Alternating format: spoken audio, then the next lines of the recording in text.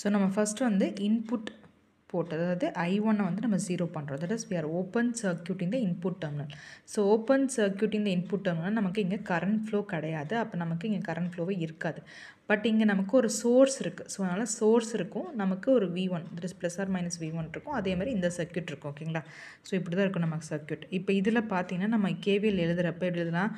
V1 minus 3I2 plus இங்கே நமக்கு I2 current மட்டும் தான் ப்ளஸ் I2ன்னு எழுதிக்கலாம். ஓகேங்களா?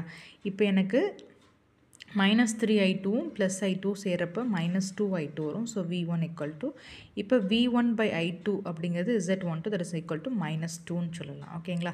ஸோ நெக்ஸ்ட்டு பார்த்தீங்கன்னா அடுத்த லூப். ஸோ இதில் பார்த்தீங்கன்னா நமக்கு I2 இந்த லூப் மட்டும் எடுத்துட்டோன்னா I2 plus I2 is equal to V2.